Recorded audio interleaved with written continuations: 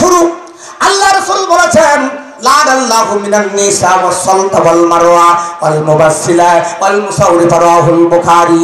আল্লাহ রাসূল বলেছেন চার প্রকারের মহিলাদের উপরে আল্লাহর লানত, আল্লাহর অভিশাপ, আল্লাহর গজব। যে স্ত্রী স্বামীর সামনে সাজে না, হাতে মেহেদি দেয় না, স্বামীর সামনে চোখে সুরমা দেয় না, স্বামী ডাকলে কাছে যায় না, আর স্বামীর সঙ্গে কথায় কথায় মিথ্যা কথা বলে, এই মিথ্যাবাদী স্ত্রী কি আপনাদের এলাকায় আছে? স্বামীর পকেটের টাকা চুরি করে, ডিম চুরি করে, চাউল চুরি করে, বিক্রি করে, পিঠার বাড়ি পাঠায়, গহনা তৈরি করে, শাড়ি কিনে বলে আমার আব্বা আছে, এটা আমার ভাই আছে, বলে কি বলে না? আর এখন ডিজিটাল যুগে স্বামীর সামনে সাজে না, সাজে কাদের সামনে? স্কুল টিচারের সামনে, ব্র্যাক অফিসারের সামনে, এনজিও অফিসারের সামনে। আর ঈদের মার্কেট যখন শুরু হয় ওই সাতক্ষীরা বাজারে ঢোকা যায় না, লেডিস আর লেডিস একটা জন্ডিস খুঁজে পাওয়া যায় না। শাড়ি দিলে পছন্দ হয় না, ব্লাউজ দিলে পছন্দ হয় না, সায়া দিলে পছন্দ হয় না, বলে আমরাই কিন্তু মার্কেটিং করতে যাব, ওরা আমাদের ওলি, ওদের কথা এখন আমরা চলি। বাজারে যাওয়ার জন্য অনুমতি দেওয়া হয়, যাওয়ার সবাই এমন সাজা সাজে, বাংলাদেশের নারী কুল আলগা করে মাথার চুল, দেখায় কানের সংখ্যা দুল, কথাটা ঠিক না ভুল, পাই পরে হিল, কপালে দেয় সিল, এমন ইচ্ছা হয় ওই হনুমানের মুখে মারি তিল। এই হনুমানের বাচ্চা একটা ফোটারি বাগ ধারা দিয়ে আগে আগে যায়, আর আমরা দামলার গলাটিমের মতো, কাঙ্গালের মতো, ভিক্ষুকের মতো পিছনে পিছনে চলতে থাকি। মনে করা যায় ওরাই হলো রাজমিস্ত্রি আর আমরা হলাম ওদের জোগাড়ি। এলাকার যুবকরা দিকে সালাম দেয়, আসসালামু আলাইকুম ভাবি সাহেব, আপনাকে দেখলেই মনে হয় বিবাহ হয় নাই। আরে দেখো বিবাহ যদি না হয় ভাবি করে ডাকিস কে? এখন সালাম তো দেয় না, কি দেয়? আঙ্কেল টাটা, আব্বু টাটা, আন্টি টাটা, পায়জামার তলায় 6 ইঞ্চি ফাটা, মুসলমানদের কপালে লেগেছে ঝাঁটা। এই পায়জামা কি আপনার এলাকায় নাজির হয়েছে? দেখলি দেখা যায় ব্রয়লার মুরগি, ব্রয়লার মুরগি সালামে পরিবর্তে দেয় টাটা টাটা। মরণের বরাবর আল্লাহ জাহান্নামী ফেরেশতাদেরকে ডাক দিয়ে বলবে, ও জাহান্নামের ফেরেশতারা দেখো তোরা সালামের পাশে টাটার বাড়ি। ফেরেশতারা বলবে আল্লাহ ওরা দুনিয়ায় তোমার বন্ধুর সালামকে বন্ধ করে দিয়েছিল টাটা টাটা। আল্লাহ বলবে হাঁটু পাল্লার বাটা যখন ফাটা ফাটা, আপনার সালাম বন্ধ করবেন? আগামীকাল থেকে টাটার মুখে লাথি মেরে কারা কারা সালাম দিতে রাজি আছেন দুহাত তুলে আবার আল্লাহকে দেখিয়ে দেন। নারে তাকবীর, নারে তাকবীর।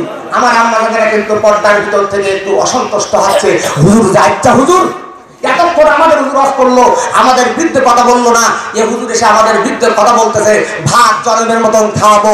আমি আগেই তোলাবার কাছ থেকে খেয়ে নিছি।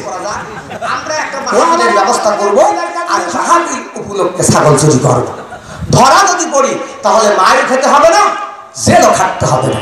এই সিদ্ধান্ত করে একটা মাহফিলের ব্যবস্থা করে গভীর রাত্রে ছাগল চুরি করে জবাই করে গোশত রান্না করে রেখে দিয়ে পরের দিন হুজুরকে আলোচনা করতে উঠে দিয়া যুবকেরা গোশত খাওয়া শুরু করে দিয়েছে, আর হুজুরের জন্য এক গামলা রেখে দিয়েছে। হুজুর আলোচনার শুরুতে বলল যারা চুরি করবে তারাও জাহান্নামী, আর যারা ওই চুরি করা জিনিস খাবে তারাও জাহান্নামী। যুবকেরা আশ্চর্য হয়ে গেল, যার জন্য করলাম চুরি সেই চোর কয়। তা আমরা যে চুরি করলাম হুজুর জানিল কি করে, হুজুর বুঝতো কি করে? অর্থাৎ আমরা জাহান্নামে যাই যাব, হুজুরকে আমরা জাহান্নামে যেতে দিব না। এই গোশতকে সব শেষ করে দিয়ে দে।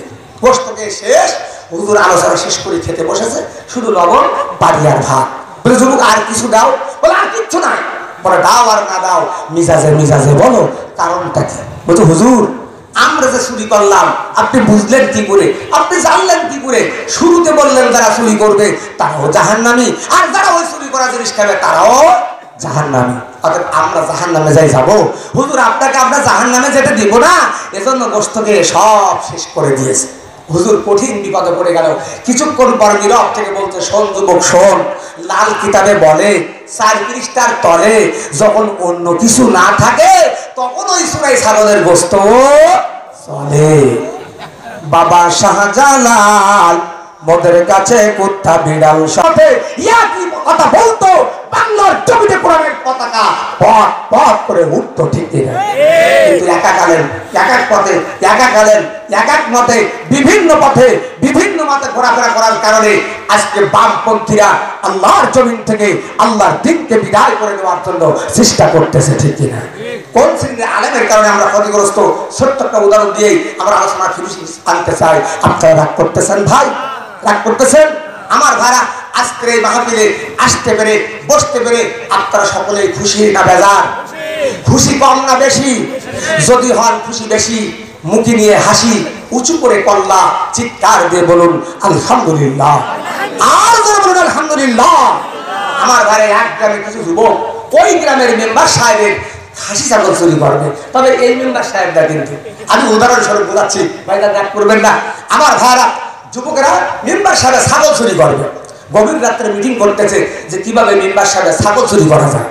একজন যুবক দাঁড়িয়ে বলছে, দেখ আমাদের যে মেম্বার অত্যন্ত রাগী মানুষ, সরকারি দলের লোক, ছাগল যদি চুরি করি ধরা